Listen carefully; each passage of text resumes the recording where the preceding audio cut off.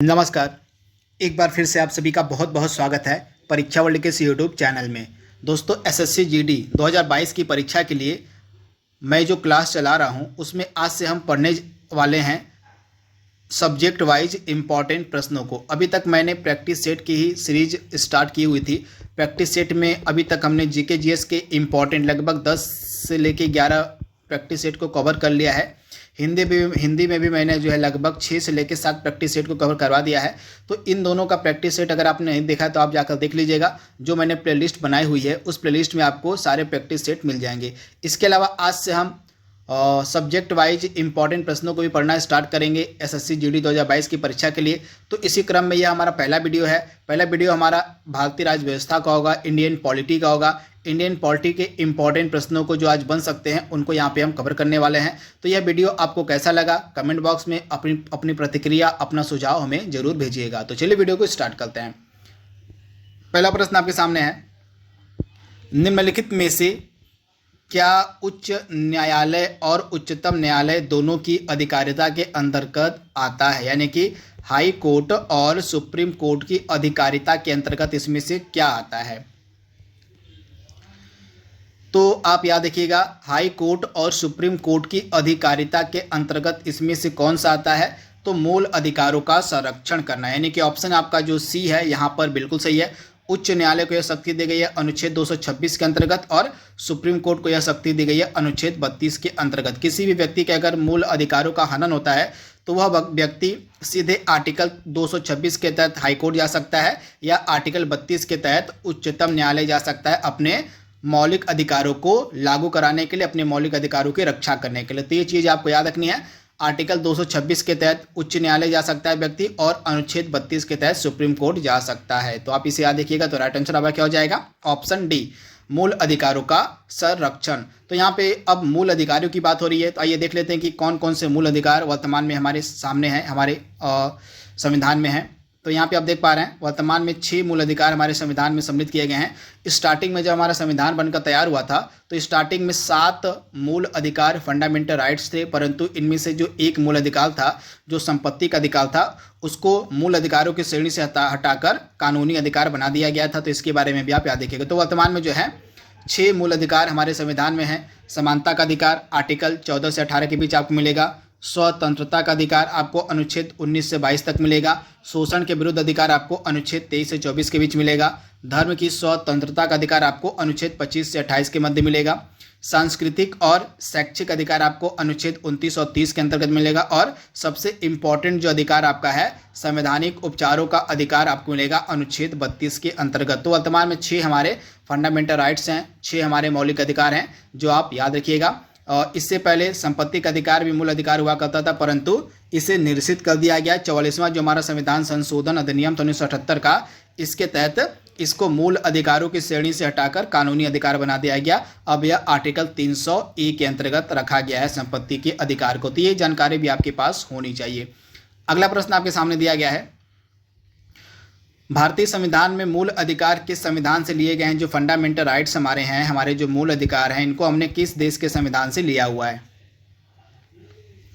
तो fundamental rights को हमने लिया हुआ है संयुक्त राज्य अमेरिका के संविधान से। यानी कि ऑप्शन आपका जो ए वाला यहाँ पे दिया गया है बिल्कुल सही हो जाएगा, संयुक्त राज्य अमेरिका के संविधान से। तो संयुक्त राज्य अमेरिका के संविधान से हमने अन्य क्या क्या प्रावधान लिए हुए हैं, आइए यहाँ पे देख लेते हैं।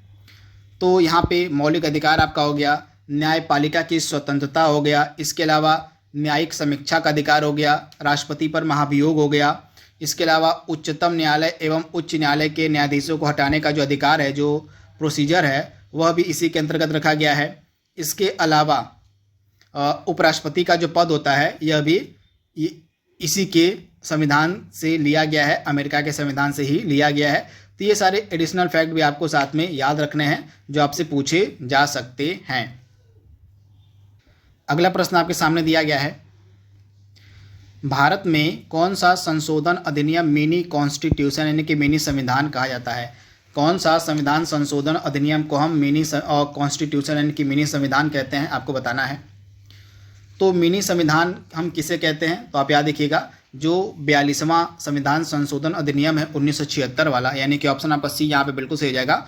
1976 का जो 42वां संविधान संशोधन अधिनियम है, इसको हम मिनी कॉन्स्टिट्यूशन यानी कि मिनी संविधान के नाम से भी जानते हैं। तो इसके बारे में आप याद रखिएगा। इसके अंतर्गत बहुत सारे इम्पॉर्टेंट जो प्रावधान थे वो डायरेक्टली ऐड किए गए हमारे संविधान में। तो क्या क्या ऐड किए गए थे, कुछ आइए बात कर लेते हैं। तो सबसे पहली चीज़ आपको याद रखनी है मौलिक कर्तव्य, यानी कि हमारे जो फंडामेंटल ड्यूटीज़ हैं, हमारे जो मौलिक कर्तव्य हैं, इनको जो है इसी संविधान संशोधन अधिनियम के तहत ही और संविधान में ऐड किया गया था। आर्टिकल 51A इसके अंतर्गत जोड़ा गया था। आर्टिकल 51A जो है इसके अंतर्गत जोड़ा गया था इसी संविधान संशोधन अधिनियम के तहत। तो इसके बारे में आप याद रखिएगा। तथा हमारी जो प्रस्तावना है, हमारा जो प्रियम्बल है, उसमें 3 महत्वपूर्ण शब्द समाजवादी, पंथ निरपेक्ष और अखंडता। समाजवादी का मतलब सोशलिस्ट हो गया, पंथ निरपेक्ष का मतलब सेकुलर हो गया और अखंडता का मतलब इंटीग्रिटी हो गया। तो ये 3 इंपॉर्टेंट शब्द भी हमारे संविधान में जोड़े गए थे इसी अधिनियम के तहत 1976 के। तो ये सारे चीज़ें आपको पता होना चाहिए। तो इसी कारण से इसको हम मिनी कॉन्स्टिट्यूशन यानी कि मिनी संविधान के नाम से भी जानते हैं 42nd अमेंडमेंट को। तो ऑप्शन आपका जो यहाँ पे सी वाला है बिल्कुल सही हो जाएगा। भारतीय संविधान में कितने प्रकार के न्यायिक आदेश यानी कि रिट हैं, आपको बताना है हमारे संविधान में कितने प्रकार के रिट हैं। तो हमारे संविधान में कितने प्रकार के रिट हैं, तो 5 प्रकार के रिट देखने को आपको मिल जाएंगे, यानी कि ऑप्शन आपका जो ए है यहाँ पे बिल्कुल सही हो जाएगा। 5 प्रकार के रिट। ये 5 प्रकार के रिट कौन कौन से हैं आइए देख लेते हैं। यहाँ पे बंदी प्रत्यक्षीकरण यानी कि हैबियस कॉर्पस आपका हो गया। इसके बाद आपका हो गया मैंडेमस हो गया, आप याद देखिएगा। मैंडेमस मतलब परमादेश आपका हो गया। परमादेश के बाद आपका प्रोहिबिशन होता है, प्रोहिबिशन का मतलब प्रतिषेध होता है। इसके बाद उत्प्रेषण हो गया और 5वां आपका होता है अधिकार परीक्षा। तो ये आपके क्या हैं, तो ये आपके 5 रिट हैं, इनके बारे में आप याद रखिएगा, इंपॉर्टेंट है। यहाँ पे आप देख पा रहे हैं सुप्रीम कोर्ट को अनुच्छेद 32 के तहत और हाई कोर्ट को अनुच्छेद जो है 226 के तहत रिट जारी करने का अधिकार दिया गया है, पावर दिया गया है। तो ये एडिशनल इन्फॉर्मेशन भी आपको साथ में याद करनी है। अगला महत्वपूर्ण प्रश्न आपके सामने है, भारतीय संविधान के किस भाग में भारत को एक कल्याणकारी राज्य के रूप में स्थापित करने की बात कही गई है।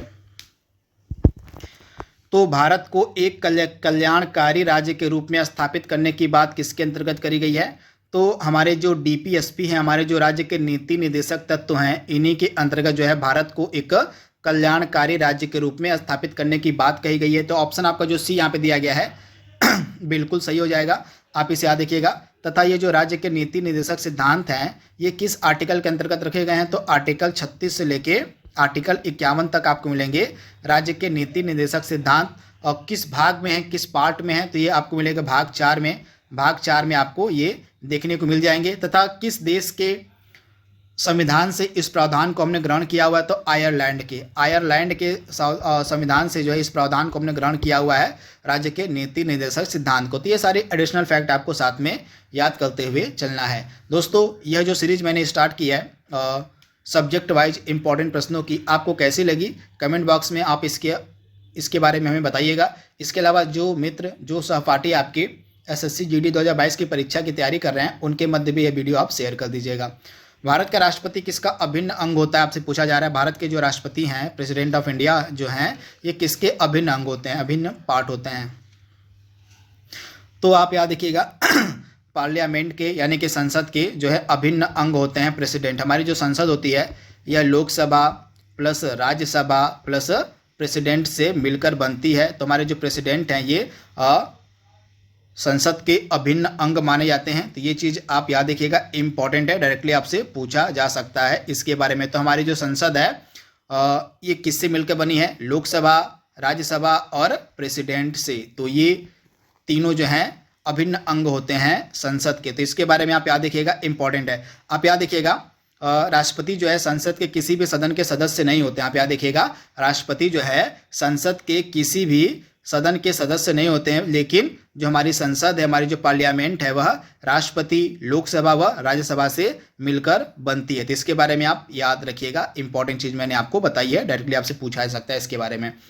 अगला प्रश्न आपके सामने है, वर्तमान में उच्चतम न्यायालय की वर्तमान में सुप्रीम कोर्ट में मुख्य न्यायाधीशों के अतिरिक्त कितने मुख्य न्यायाधीश के अतिरिक्त कितने न्यायाधीश हैं वर्तमान में, आपको बताना है। तो वर्तमान में मुख्य न्यायाधीश के अतिरिक्त कितने न्यायाधीश हैं सुप्रीम कोर्ट में, तो 33। वर्तमान में 33 प्लस 1 जो है न्यायाधीश हैं, इनमें से 33 न्यायाधीश हो गए और एक आपके मुख्य न्यायाधीश हो गए सुप्रीम कोर्ट में। तथा वर्तमान में हमारे मुख्य न्यायाधीश नए कौन बनाए गए हैं? तो वर्तमान में हमारे मुख्य न्यायाधीश बनाए गए हैं डी.वाई. चंद्रचूड़। डी.वाई. चंद्रचूड़ जो है ये हमारे नए मुख्य न्यायाधीश बनाए गए हैं, हमारे नए CJI बनाए गए हैं। तो आप इसे याद रखिएगा। तो अगर हम टोटल बात करें न्यायाधीशों की संख्या की, तो टोटल 34 न्यायाधीश हैं, जिनमें से एक हमारे मुख्य न्यायाधीश होते हैं और 33 अन्य न्यायाधीश होते हैं। तो ये चीज़ आपको पता होनी चाहिए। त्रिस्तरीय पंचायती राज तंत्र में कौन कौन शामिल होता है? त्रिस्तरीय पंचायती राज तंत्र में कौन कौन शामिल होता है? तो त्रिस्तरीय पंचायती राज तंत्र में ग्राम पंचायत, ब्लॉक या पंचायत समिति और जिला परिषद, ये तीनों शामिल होते हैं त्रिस्तरीय पंचायती राज समिति में, यानी कि ऑप्शन जो आपका बी यहाँ पे दिया गया है बिल्कुल सही हो जाएगा। अगला प्रश्न आपके सामने है, भारत में त्रिस्तरीय पंचायती राज प्रणाली का प्रस्ताव किसने किया था? जो त्रिस्तरीय पंचायती राज प्रणाली है, इसका प्रस्ताव सर्वप्रथम किसके द्वारा दिया गया था? तो बलवंत राय मेहता समिति के द्वारा, यानी कि ऑप्शन जो आपका ए है बिल्कुल सही हो जाएगा। त्रिस्तरीय पंचायती राज प्रणाली का जो प्रस्ताव है यह बलवंत राय मेहता समिति के द्वारा दिया गया था। तो ऑप्शन जो आपका यहाँ पे ए है बिल्कुल सही हो जाएगा। पंचायती राज से रिलेटेड बहुत सारी समितियां बनाई गई थी, जो आपके सामने मैंने यहाँ पे लिखा हुआ है, इनको आप देख लीजिए। बलवंत राय मेहता समिति यह 1957 में बनाई गई थी। इसके द्वारा क्या सिफारिश की गई थी? त्रिस्तरीय पंचायत के गठन का सुझाव दिया गया था। अशोक मेहता समिति आपकी 1977 में बनाई गई थी। इसने जो है त्रिस्तरीय की जगह द्विस्तरीय पंचायत के गठन का सुझाव दिया। इसके बाद GVK राव समिति का गठन किया गया था 1985 में, 1985 में। इसमें क्या किया गया था? इसने क्या सिफारिश दी थी? तो जिला स्तरीय निकाय को लोकतांत्रिक विकेंद्रीकरण में महत्वपूर्ण स्थान देने का जो सुझाव था यह दिया गया था GVK राव समिति के द्वारा। इसके बाद लक्ष्मी मल सिंघवी समिति का गठन किया गया था 1986 में। इसने जो है पंचायती राज को संवैधानिक दर्जा, स्वतंत्र और निष्पक्ष चुनाव कराने का सुझाव दिया था। तो ये सारे समितियां हैं जो आपकी पंचायती राज से रिलेटेड हैं। इनका गठन कब किया गया था? इनके द्वारा क्या क्या सुझाव दिया गया था, आपको याद रखना है। अगला प्रश्न आपके सामने है, संसद के दोनों सदनों का संयुक्त सत्र कौन बुला सकता है? संसद के दोनों सदनों का जो संयुक्त सत्र है वह कौन बुला सकता है, आपसे पूछा जा रहा है। ज्वाइंट सेशन की यहाँ पे बात हो रही है कि जो ज्वाइंट सेशन होता है वह कौन बुलाता है। तो ज्वाइंट सेशन बुलाता कौन है? आप याद रखिएगा, ज्वाइंट सेशन बुलाने का अधिकार है प्रेसिडेंट के पास, यानी कि राष्ट्रपति के पास, यानी कि ऑप्शन जो आपका यहाँ पे ए है बिल्कुल सही हो जाएगा। तथा किस अनुच्छेद के तहत जो है संयुक्त बैठक का प्रावधान है? तो अनुच्छेद 108, आप याद रखिएगा, अनुच्छेद 108 के तहत जो है संयुक्त बैठक का प्रावधान किया गया है। तथा यह जो संयुक्त बैठक है बुलाई जाती है प्रेसिडेंट ऑफ इंडिया के द्वारा। तो आप इसे याद रखिएगा, इंपॉर्टेंट है। तथा संयुक्त बैठक की कार्यवाहियों की जो अध्यक्षता है कौन करता है? कार्यवाहियों की इसकी जो अध्यक्षता की जाती है लोकसभा स्पीकर के द्वारा, लोकसभा अध्यक्ष के द्वारा। आप याद रखिएगा, बैठक को बुलाते तो प्रेसिडेंट है, परंतु इस बैठक की कार्यवाही की जो अध्यक्षता की जाती है लोकसभा स्पीकर के द्वारा। अगर आप याद रखिएगा, अगर किसी कारणवश लोकसभा के स्पीकर अनुपस्थित रहते हैं तो उनकी जगह पर लोकसभा के जो उपाध्यक्ष होते हैं वे संयुक्त बैठक की अध्यक्षता करते हैं। इसके बाद अगर मान लीजिए कि उपाध्यक्ष भी लोकसभा के अनुपस्थित रहते हैं तो उस परिस्थिति में राज्यसभा का जो उपसभापति होगा, आप याद देखिएगा, उस परिस्थिति में अगर लोकसभा का उपाध्यक्ष भी अनुपस्थित रहता है तो उस परिस्थिति में जो राज्यसभा के उपसभापति होते हैं वे इस संयुक्त बैठक की अध्यक्षता करते हैं। तो ये चीज़ आपको पता होनी चाहिए।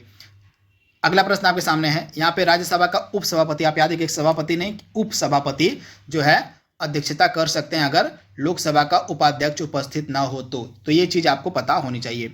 अगला प्रश्न आपके सामने है, उच्चतम न्यायालय में संविधान के निर्वचन से संबंधित मामले की सुनवाई करने के लिए न्यायाधीशों की संख्या कम से कम कितनी होनी चाहिए?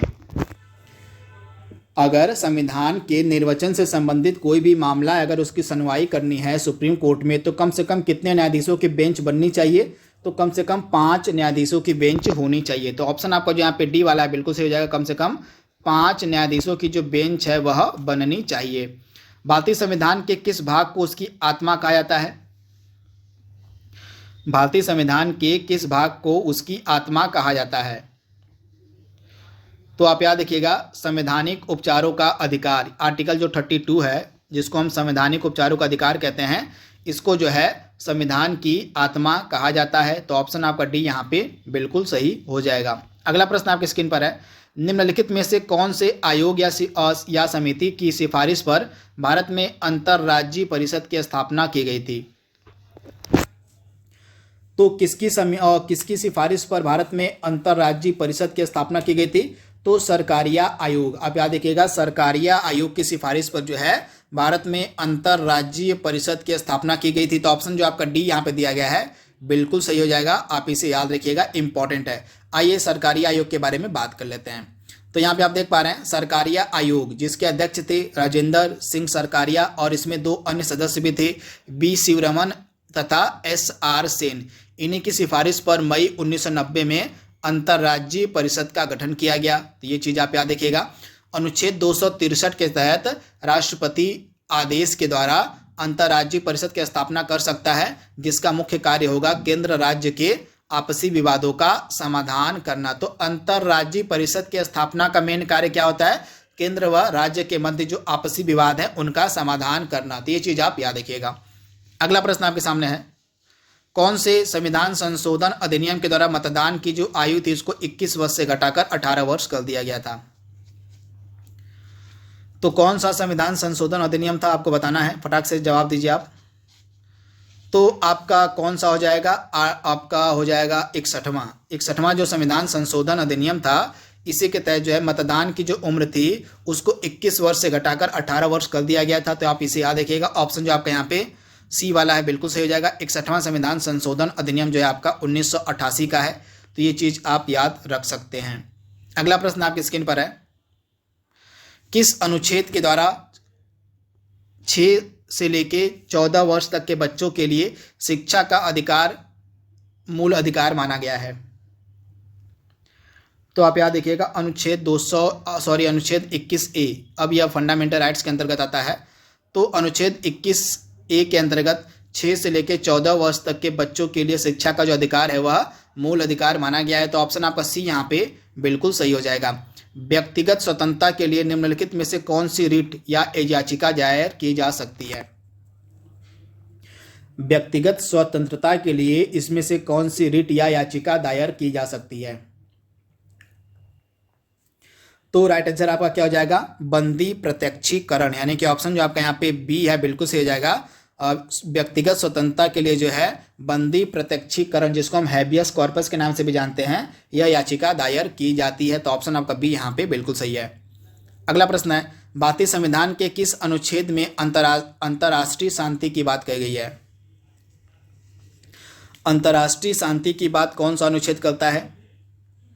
तो अनुच्छेद आपका हो जाएगा 51। आप याद देखिएगा अनुच्छेद 51 जो है यह अंतर्राष्ट्रीय शांति की बात करता है।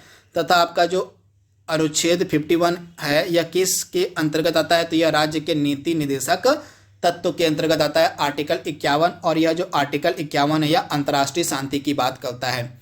संविधान के किस अनुच्छेद के अंतर्गत राष्ट्रपति अध्यादेश जारी कर सकता है? राष्ट्रपति को अध्यादेश यानी कि ऑर्डिनेंस पारित करने की शक्ति किस अनुच्छेद के तहत दी गई है? तो अनुच्छेद 123 के अंतर्गत जो प्रेसिडेंट हैं, जो हमारे राष्ट्रपति होते हैं, वे ऑर्डिनेंस यानी कि अध्यादेश जारी कर सकते हैं। तो ऑप्शन जो आपका बी है यहाँ पे बिल्कुल सही हो जाएगा। अगला प्रश्न आपके सामने है, यहाँ पे एक तरफ विषय दिया गया है, सब्जेक्ट दिया गया है और भाग दिया गया है। तो आपको बताना है कि इसमें से कौन सा सुमेलित नहीं है। इस प्रकार के प्रश्न एग्जाम में बहुत बार पूछे जाते हैं। तो आइए देख लेते हैं। तो पंचायतों को किस भाग में रखा गया है? पंचायतों को किस भाग में रखा गया है? तो भाग 9 में रखा गया है, जो कि बिल्कुल ही गलत दिया गया। पंचायतें जो हमारी हैं, पंचायत को किस भाग में रखा गया है? तो बिल्कुल सही दिया गया है आपका भाग 9, आपका सही हो जाएगा। पंचायतों को भाग 9 में रखा गया है। सहकारी समितियों को भाग 9B में रखा गया है, बिल्कुल सही दिया गया है। निर्वाचन को भाग किस में रखा गया है? तो निर्वाचन को जो है भाग 14 में रखा गया है। तो यह वाला गलत है, भाग 14 में निर्वाचन को नहीं रखा गया है, बल्कि जो निर्वाचन है इसको भाग 15 में रखा गया। भाग 15 में जो है निर्वाचन को रखा गया है। वहीं आपात उपबंध को किस भाग में रखा गया? तो भाग जो 18 हमारा है, भाग 18 के अंतर्गत आपात उपबंध है। तो ऑप्शन आपका डी वाला बिल्कुल सही दिया गया। तो निर्वाचन वाला आपका गलत दिया गया था, निर्वाचन को भाग 15 में रखा गया है। इसमें आपको बताना है कि एक तरफ विषय दिया गया और एक तरफ शेड्यूल यानी कि अनुसूची दी गई है। तो इसमें से बताना है कि आपको कौन सा सुमेलित नहीं है। तो भाषाओं को किस अनुसूची में, किस शेड्यूल में रखा गया है? तो भाषाओं को जो है 8वीं अनुसूची में रखा गया है।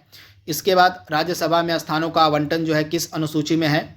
राज्यसभा में स्थानों का आवंटन आपको चौथी अनुसूची में मिलेगा, बिल्कुल सही है। शपथ या प्रतिज्ञान जो आपके ओथ एंड अफर्मेशन है, जो आपके प्रमुख पदाधिकारी होते हैं, जो सदस्य होते हैं, जो उनके लिए जो शपथ और प्रतिज्ञानों का प्रारूप है वह किस अनुसूची में है? तो अनुसूची यहाँ पे पहला दिया गया, जो कि बिल्कुल ही गलत है। पहली अनुसूची में नहीं मिलेगा आपको, बल्कि यह तीसरी अनुसूची में मिलेगा। तो इसके बारे में आप याद देखिएगा, भारतीय संविधान की जो तीसरी अनुसूची है, भारतीय संविधान का जो तीसरा शेड्यूल है, इसके अंतर्गत शपथ और प्रतिज्ञान को रखा गया है। इसके बाद दल बदल विरोधी कानून आपको मिलेगा 10वीं अनुसूची में, यानी कि 10th शेड्यूल में। तो ये चीज़ आप याद रखिएगा। तो मैंने सारी आपको यहाँ पे बता दी है, पूरी डिटेल भी यहाँ पे लिखी गई है। यहाँ पे आप देख पा रहे हैं, पंचायतों को भाग 9 में रखा गया है, सहकारी समितियों को भाग 9B में रखा गया है, निर्वाचन को भाग 15 में रखा गया है और आपात उपबंध को भाग 18 में रखा गया है। इसके अलावा भाषाएं आपको मिलेंगी अनुसूची 8 में, राज्यसभा में स्थानों का आवंटन अनुसूची 4 में आपको देखने को मिलेगा।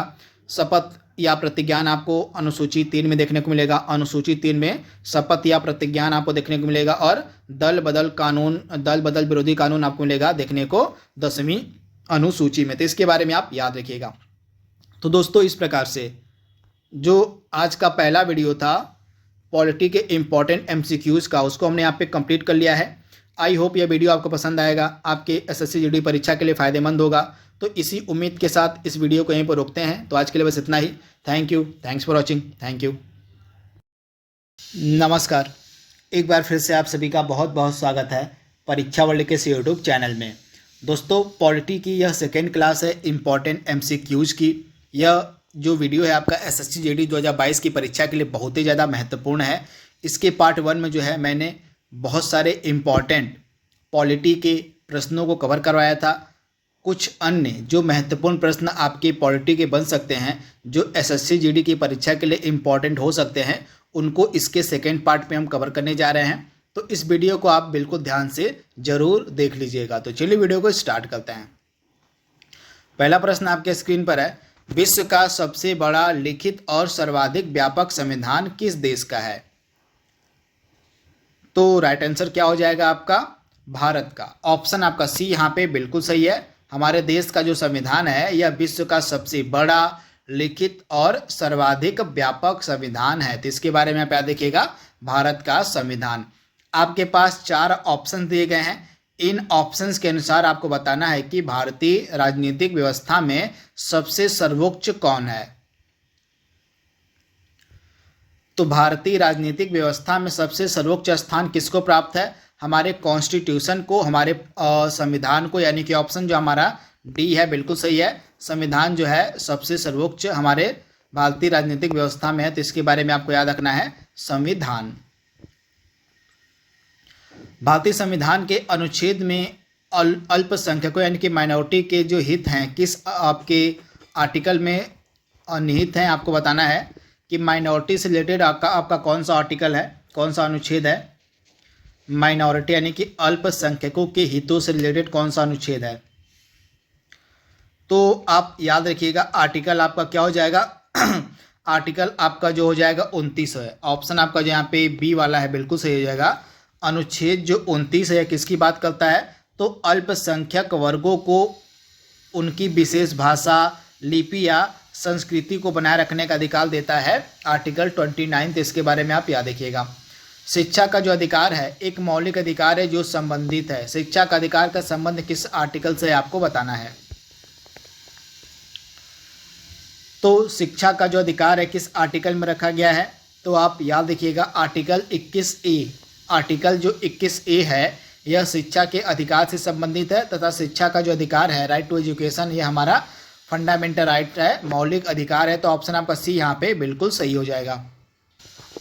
इसके बाद यहाँ पे सारी डिटेल आपके सामने लिखी गई है। तो आर्टिकल 29 और 30 यहाँ पे लिखा गया है। सांस्कृतिक और शैक्षिक अधिकार जो आपके हैं ये आर्टिकल 29 और 30 में दिए गए हैं। आर्टिकल 29 आपका क्या कहता है? तो अल्पसंख्यक वर्गों को अपनी विशेष भाषा, लिपि या संस्कृति को बनाए रखने का अधिकार देता है, आर्टिकल 29। और आर्टिकल 30 क्या बात करता है? शिक्षा संस्थाओं की स्थापना व प्रशासन करने का अल्पसंख्यक वर्गों को अधिकार देता है, आर्टिकल 30। तो ये 2 आर्टिकल आपको याद रखना इंपॉर्टेंट है।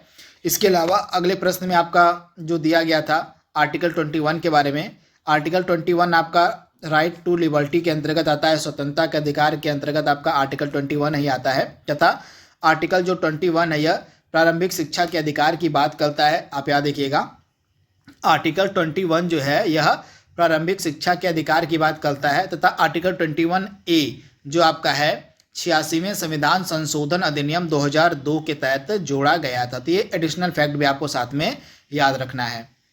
निम्नलिखित में से किसने संविधान सभा में उद्देश्य प्रस्ताव रखा था? संविधान सभा में उद्देश्य प्रस्ताव किसके द्वारा रखा गया था? तो राइट आंसर आपका हो जाएगा पंडित जवाहरलाल नेहरू के द्वारा। तो ऑप्शन आपका जो यहाँ पे डी दिया गया है बिल्कुल सही हो जाएगा, पंडित जवाहरलाल नेहरू के द्वारा ही संविधान सभा में उद्देश्य प्रस्ताव रखा गया था। इंपॉर्टेंट प्रश्न है। निम्नलिखित में से क्या भारतीयों को आर्थिक न्याय प्रदान करता है? इसमें से कौन है जो भारतीयों को, भारतीय नागरिकों को आर्थिक न्याय प्रदान करने की बात करता है? तो आर्थिक न्याय प्रदान करने की बात करता कौन है? तो हमारे जो राज्य के नीति निदेशक सिद्धांत हैं ये आर्थिक न्याय प्रदान करने की बात करते हैं। तो आर्टिकल आपका राइट आंसर क्या हो जाएगा? डीपीएसपी, यानी कि राज्य के नीति निदेशक जो सिद्धांत हैं ये आर्थिक न्याय प्रदान करने की बात करते हैं भारत के नागरिकों को। तो इसके बारे में आप याद रखिएगा, इंपॉर्टेंट है प्रश्न आपका। इसके अलावा डीपीएसपी की अगर हम बात करें तो जो आपके राज्य के नीति निदेशक तत्व हैं ये किस पार्ट में है, किस भाग में है? तो भाग 4 में आपको बोलेंगे, तथा अनुच्छेद कौन सा है? तो अनुच्छेद 36 से लेके अनुच्छेद 51 तक आपको मिलेंगे राज्य के नीति निदेशक सिद्धांत, तथा भाग कौन सा हो जाएगा? तो भाग 4 हो जाएगा। तथा ये जो डीपीएसपी है किस देश के संविधान से लिया गया है? तो ये लिया गया है आयरलैंड के संविधान से। तो इसके बारे में आप याद रखिएगा, इंपॉर्टेंट है। तथा ये 2 आर्टिकल आप याद कर लीजिएगा, ये 2 जो आर्टिकल आपके हैं इनको आप याद कर लीजिएगा, ये इंपॉर्टेंट है, ये आर्थिक न्याय से जुड़े हुए हैं जो कि डीपीएसपी के ही आर्टिकल है। तो इनको आप एक बार वीडियो को रोककर इत्मीनान से देख लीजिएगा। इंपॉर्टेंट चीज मैंने यहाँ पे मेंशन की हुई है। अगला प्रश्न आपके सामने है, भारत के संविधान में इनमें से क्या राज्य सूची में सम्मिलित नहीं है? राज्य सूची के अंतर्गत इसमें से क्या सम्मिलित नहीं है आपको बताना है।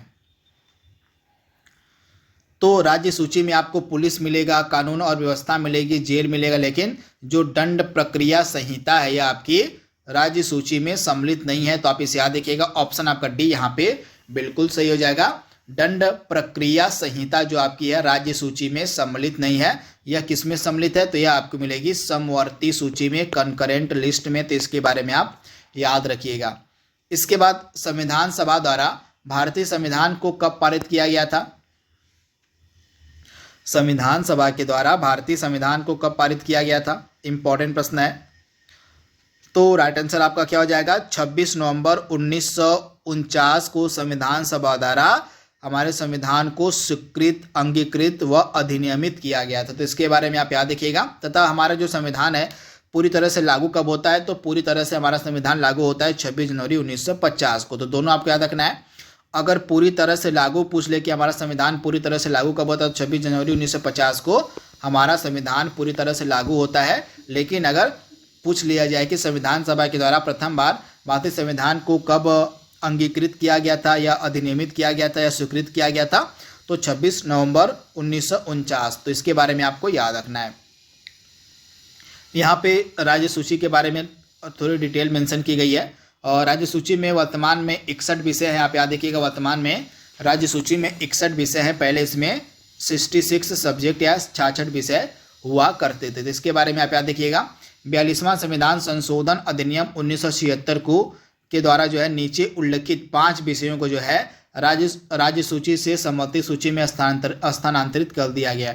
यानी कि इससे आपका जो अमेंडमेंट किया गया था 42वां संविधान संशोधन, इसके तहत ये जो 5 विषय हैं ना, ये जो विषय हैं आपके राज्य सूची के विषय हुआ करते थे, परंतु अमेंडमेंट के बाद इनको समवर्ती सूची में स्थानांतरित कर दिया गया। तो इसके बारे में आप याद रखिएगा। तो शिक्षा, जंगली जानवरों और पक्षियों का संरक्षण, बाट और माप और न्याय का प्रशासन, सर्वोच्च न्यायालय, उच्च न्यायालय को छोड़कर सभी न्यायालयों का गठन और संगठन। तो इसके बारे में आप याद रखिएगा।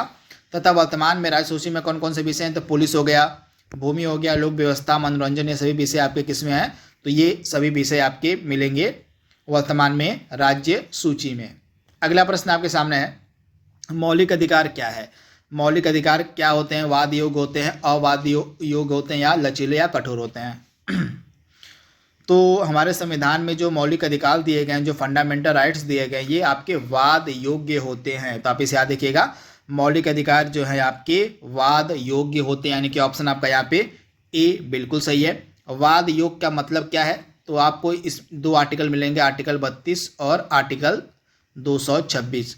ये दो ऐसे आर्टिकल हैं जो मौलिक अधिकारों के हनन की रक्षा करते हैं, यानी कि अगर किसी भी व्यक्ति के मौलिक अधिकारों का दुरुपयोग होता है, हनन होता है, तो वह व्यक्ति के पास अधिकार है कि वह आर्टिकल 32 के तहत सीधे सुप्रीम कोर्ट के पास जा सकता है अपने मौलिक अधिकारों को लागू करवाने के लिए, और आर्टिकल 226 के तहत वह हाई कोर्ट के पास जा सकता है अपने मौलिक अधिकारों को लागू करवाने के लिए। तो इस प्रकार से आपके जो मौलिक अधिकार होते हैं, आपके जो फंडामेंटल राइट्स होते हैं, ये वाद योग्य माने जाते हैं। तो इसके बारे में आप याद रखिएगा।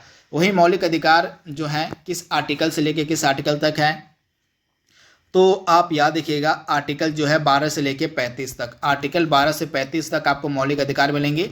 और भारतीय संविधान का तीसरा पार्ट है, इसमें आपको मौलिक अधिकार देखने को मिलेंगे। अगला प्रश्न आपके सामने है, भारतीय संविधान के किस अनुच्छेद के अंतर्गत नागरिकों को मौलिक अधिकार प्रदान किए गए हैं? तो मैंने आपको अभी बताया है, आर्टिकल 12 से लेके आर्टिकल 35 तक आपको मौलिक अधिकार यानी कि फंडामेंटल राइट्स देखने को मिलेंगे। तो ऑप्शन आपका बी यहाँ पे बिल्कुल सही है। अगला प्रश्न आपके स्क्रीन पर है, भारतीय संविधान के निम्नलिखित अनुच्छेदों में से कौन भिन्न वर्ग में आता है? आपके पास 4 ऑप्शन दिए गए हैं, 4 अनुच्छेद दिए गए हैं। इन अनुच्छेदों में से एक अलग अनुच्छेद है, आपको बताना है उस अनुच्छेद का नाम जो कि इसमें अलग है।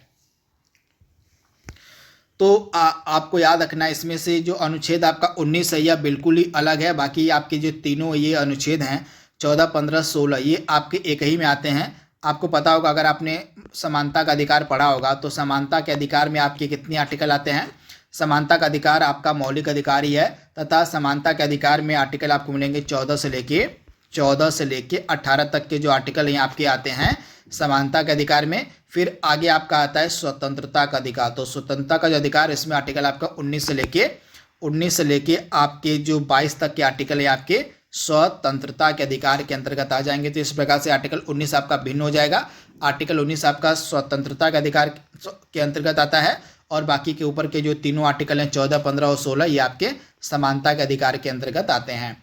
मौलिक अधिकारों के अंतर्गत बच्चों के शोषण से संबंधित कौन सा आर्टिकल है?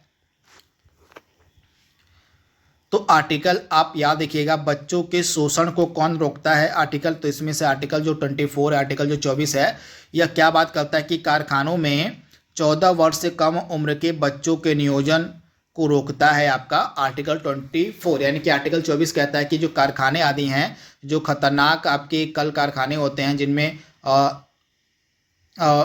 कारखानों में जो है आपके 14 वर्ष से कम उम्र के जो बच्चे हैं उनको काम करने नहीं दिया जाएगा। तो आप इसे याद रखिएगा। तो आर्टिकल जो है आपका 24 बच्चों के शोषण को रोकता है, वो बच्चों के शोषण को रोकने की बात करता है। तो इसके बारे में आप याद रखिएगा। यहाँ पे सारी डिटेल लिखी गई है, एक एक आर्टिकल लिखा गया जो आपके ऑप्शन में दिए गए हैं। तो समानता के अधिकार के अंतर्गत आपके 4 आर्टिकल होते हैं, 14 से लेके आपके 18 तक आपके आते हैं आर्टिकल समानता के अधिकार के अंतर्गत। इनको आप देख लीजिएगा कि किस आर्टिकल में क्या क्या बातें मेंशन है। मैं यहाँ पे पढ़ूंगा तो समय ज़्यादा वेस्ट होगा, समय की बर्बादी होगी। तो वीडियो को पॉज करके इनको आप इत्मीनान से पढ़ लीजिएगा। आर्टिकल 19 को भी आप यहाँ पे पढ़ लीजिएगा। इसके बाद जो शोषण के विरुद्ध अधिकार है, आर्टिकल 23 और 24 में आपको मिलेगा शोषण के विरुद्ध अधिकार। तो आर्टिकल 23 क्या बात कहता है, आर्टिकल 24 क्या बात करता है, इसको भी आप वीडियो को पॉज करके इत्मीनान से पढ़ लीजिएगा। इसका चाहे तो आप स्क्रीनशॉट भी ले सकते हैं, चाहे तो आप इसको नोट डाउन भी कर सकते हैं। अगला प्रश्न आपके सामने दिया गया है, भारत में निम्नलिखित में से किसके अंतर्गत पंचायती राज प्रणाली की व्यवस्था की गई है? पंचायती राज प्रणाली की जो व्यवस्था है, इसमें से आपको किस आर्टिकल में देखने को मिलेगी, मतलब किस में मिलेगी? तो आप याद रखिएगा, आपके जो राज्य के नीति निदेशक सिद्धांत, राज्य के जो नीति निदेशक तत्व हैं, इनके अंतर्गत पंचायती राज प्रणाली की व्यवस्था की गई है। तो आप इसे याद रखिएगा। डीपीएसपी यानी कि राज्य के नीति निदेशक तत्वों में एक आर्टिकल आता है, आर्टिकल आपका होता है 40। आर्टिकल 40 किसकी बात करता है? तो अनुच्छेद जो 40 है यह ग्राम पंचायतों के संगठन की बात करता है। तो इसके बारे में आप याद रखिएगा। संविधान के किस अनुच्छेद के द्वारा उद्योग के प्रबंधन में कर्मकारों को भागीदारी का प्रावधान दिया गया, यानी कि वह कौन सा आर्टिकल है जो उद्योग धंधों के प्रबंधन में कर्मकारों की भागीदारी को सुनिश्चित करता है। तो आर्टिकल 43A आप याद रखिएगा, यह भी आपका डीपीएसपी का ही आर्टिकल है, राज्य के नीति निर्देशक सिद्धांतों का ही आर्टिकल आपका है आर्टिकल 43A। ये क्या बात करता है, तो उद्योगों के प्रबंधन में जो है कर्मकारों के भागीदारी क्या प्रावधान करता है, आर्टिकल 43A। तो इसके बारे में आप याद रखिएगा, यहाँ पे पूरी डिटेल लिखी गई है। तो यहाँ पे आप देख पा रहे हैं आर्टिकल 40 जो है ग्राम पंचायतों के गठन की बात करता है, और आर्टिकल 43A उद्योगों के प्रबंधन में कर्मकारों के भाग लेने का अधिकार प्रदान करता है आपका जो है आर्टिकल 43। तो इसके बारे में आप याद रखिएगा, ये दोनों जो आपके हैं ये आर्टिकल डीपीएसपी के ही हैं, राज्य के नीति निर्देशक सिद्धांतों के ये दोनों आर्टिकल हैं। अगला प्रश्न आपके सामने है, भारतीय संविधान के किस अनुच्छेद में भारतीय नागरिकों को मूल कर्तव्य शामिल किए गए, यानी कि भारतीय नागरिकों के जो मूल कर्तव्य हैं, जो फंडामेंटल ड्यूटीज हैं, ये किस आर्टिकल में सम्मिलित किए गए हैं। तो आप याद रखिएगा आर्टिकल 51A, आर्टिकल यानी कि अनुच्छेद जो 51 क है, इसके अंतर्गत फंडामेंटल ड्यूटीज यानी कि मूल कर्तव्यों को सम्मिलित किया गया है। वर्तमान में हमारे संविधान में टोटल जो है 11 मूल कर्तव्य हैं, तो इनके बारे में आप याद रखिएगा। स्वर्ण सिंह समिति के रिकमेंडेशन पर ही इन मूल कर्तव्यों को भारतीय संविधान में जगह दी गई थी, आप याद रखिएगा। स्टार्टिंग में जब ये मूल कर्तव्य जोड़े गए थे, तो स्टार्टिंग में जो है हमारे संविधान में 10 ही मूल कर्तव्य जोड़े गए थे। एकदम लेटेस्ट में 11वां मूल कर्तव्य कब जोड़ा गया, तो एक अमेंडमेंट किया गया था 86 यानी कि 86वां संविधान संशोधन अधिनियम 2002 के द्वारा 11वां जो मूल कर्तव्य था वह जोड़ा गया था। तो इसके बारे में आप याद रखिएगा, इंपॉर्टेंट है चीज़ मैंने आपको बताई है। भारत के संविधान में और मौलिक कर्तव्य किस संविधान संशोधन द्वारा जोड़ा गया, तो मैंने आपको बताया था कि 42nd अमेंडमेंट 1976, इसको हम मिनी कॉन्स्टिट्यूशन भी बोलते हैं। जो 42वां संविधान संशोधन अधिनियम है ना, इसको हम मिनी कॉन्स्टिट्यूशन यानी कि लघु संविधान के नाम से भी जानते हैं। तो ये चीज़ भी आपको याद रखनी है, आपसे एग्जाम में पूछ लेगा कि निम्नलिखित में से किसे हम लघु संविधान के नाम से भी जानते हैं। तो आप याद रखिएगा जो 42वां संविधान संशोधन है, इसको हम लघु संविधान के नाम से जानते हैं। इस 42वें संविधान संशोधन के तहत हमारे संविधान में बहुत सारे परिवर्तन किए गए थे, बहुत सारी नई चीज़ें ऐड की गई थी, जोड़ी गई थी। तो ये चीज़ आपको पता होनी चाहिए। उनमें से एक थे मूल कर्तव्य जो है 42वें संविधान संशोधन अधिनियम के तहत ही हमारे संविधान में जोड़े गए थे। तो राइट आंसर क्या हो जाएगा, 42वां संविधान संशोधन अधिनियम 1976। तो इसके बारे में आप याद रखिएगा। लोकसभा के लिए चुनाव में निर्वाचित होने के लिए किसी व्यक्ति की न्यूनतम आयु सीमा कितनी होनी चाहिए। तो लोकसभा के लिए आपकी 25 वर्ष है, लोकसभा के लिए 25 वर्ष है, और राज्यसभा के लिए आपकी 30 वर्ष है न्यूनतम आयु सीमा। तो इसके बारे में आप याद रखिएगा। भारत के संविधान में निर्धारित किए गए लोकसभा के सदस्यों की जो मैक्सिमम संख्या है वो कितनी हो सकती है। तो मैक्सिमम जो सदस्यों की संख्या है वो 552 हो सकती है। तो इसके बारे में आप याद रखिएगा, 552 जो है लोकसभा के सदस्यों की जो मैक्सिमम संख्या है, अधिकतम संख्या है, वह हो सकती है। क्या आप बता सकते हैं कि वर्तमान में कितनी सीटों पर लोकसभा के चुनाव लड़े जाते हैं। वर्तमान में जो हमारी लोकसभा कार्य कर रही है उस लोकसभा में कितनी सीटों पर चुनाव लड़े गए हैं, आपको कमेंट बॉक्स में इसका जवाब देना है, इसका उत्तर देना है। लोकसभा की बैठक समाप्त की जा सकती है किस आधार पर, आपको बताना है कि लोकसभा की जो बैठक है वह किस आधार पर समाप्त की जा सकती है। फटाक से इसका जवाब दीजिए, आपकी लोकसभा की बैठक जो है किस आधार पर समाप्त की जा सकती है। तो इन तीनों स्थगन के द्वारा भी, सत्रावसान के द्वारा भी और विघटन के द्वारा भी जो है लोकसभा की जो बैठक है वह समाप्त की जा सकती है। इन तीनों में अंतर क्या है, आइए अंतर जान लेते हैं। तो स्थगन में क्या होता है, इसको हम एडजर्नमेंट भी बोलते हैं। तो स्थगन का अर्थ होता है बैठक को अस्थायी तौर पर निलंबित करना, सिर्फ यह बैठक को निलंबित करता है। स्थगन क्या होता है, यह बैठक को जो है अस्थायी तौर पर निलंबित करता है स्थगन। तो इसके बारे में आप याद रखिएगा। इसके अलावा सत्रावसान में क्या होता है, तो सत्रावसान में होता है कि एक सत्र, संसद का एक सत्र समाप्त इसके अंतर्गत किया जाता है। संसद का जो एक सत्र है यह इसके अंतर्गत समाप्त किया जाता है। तो स्थगन में सिर्फ बैठक को निलंबित किया जाता है, सत्रावसान में पूरे सत्र को निलंबित किया जाता है, और विघटन में क्या होता है कि विघटन में पूरी लोकसभा का ही विघटन कर दिया जाता है। तो इसके बारे में आप याद रखिएगा, इंपॉर्टेंट यह है। विघटन में क्या होता है, तो विघटन में सदन को ही समाप्त कर दिया जाता है। तो ये चीज़ आप याद रखिएगा, इंपॉर्टेंट है। तथा विघटन जो है सिर्फ लोकसभा का ही विघटन किया जा सकता है, राज्यसभा का विघटन नहीं किया जा सकता। आप याद रखिएगा, सिर्फ और सिर्फ लोकसभा का ही विघटन किया जा सकता है और राज्यसभा का नहीं किया जा सकता। ऐसा क्यों है? क्योंकि जो हमारी राज्यसभा होती है वह क्या है, हमारी जो राज्यसभा है वह अस्थाई सदन होता है। जो हमारी राज्यसभा है वो अस्थाई सदन माना जाता है, इस कारण से राज्यसभा का विघटन नहीं किया जाता। तो ये चीज़ आप याद रखिएगा। भारत के किस राज्य का लोकसभा और राज्यसभा में प्रतिनिधित्व सर्वाधिक है? किसका जो है लोकसभा और राज्यसभा में प्रतिनिधित्व सर्वाधिक है, आपको बताना है। तो लोकसभा और राज्यसभा में सर्वाधिक प्रतिनिधित्व आपको किसका मिलेगा? तो उत्तर प्रदेश राज्य का जो है लोकसभा और राज्यसभा में सबसे ज़्यादा प्रतिनिधित्व है। तो इसके बारे में आप याद रखिएगा, उत्तर प्रदेश का। उत्तर प्रदेश की लोकसभा में सीटें 80 हैं और राज्यसभा में कितनी हैं, आप कमेंट बॉक्स में बताइएगा कि उत्तर प्रदेश की राज्यसभा में कितनी सीटें हैं। तो इसके बारे में आप याद रखिएगा। तो उत्तर प्रदेश आपका राइट आंसर हो जाएगा। तो यहाँ पे आप देख पा रहे हैं, स्थगन जो होता है, स्थगन लोकसभा का अध्यक्ष करता है। यानी कि स्थगन से मतलब मैंने आपको बताया था कि जो बैठक होती है सिर्फ उसी को निलंबित किया जाता है अस्थायी तौर पर, लेकिन जो सत्रावसान होता है, जो सत्र को निलंबित करता है, और जो विघटन होता है पूरे सदन का ही विघटन कर देता है, सत्रावसान और विघटन जो है राष्ट्रपति के द्वारा किया जाता है। तो ये डिफरेंस आपको याद रखना है। अगला प्रश्न आपके सामने है, भारत में उच्चतम न्यायालय का उद्घाटन किस तिथि को किया गया था? तो उच्चतम न्यायालय का जो उद्घाटन है 28 जनवरी 1950 को किया गया था। ऑप्शन आपका बी यहाँ पे बिल्कुल सही हो जाएगा। 28 जनवरी 1950 को उच्चतम न्यायालय का उद्घाटन किया गया था। सर्वोच्च न्यायालय का न्यायाधीश अपना पद त्याग सकता है किसको पत्र लिखकर? तो सर्वोच्च न्यायालय का जो न्यायाधीश होता है वह अपना पद किस प्रकार से त्याग सकता है?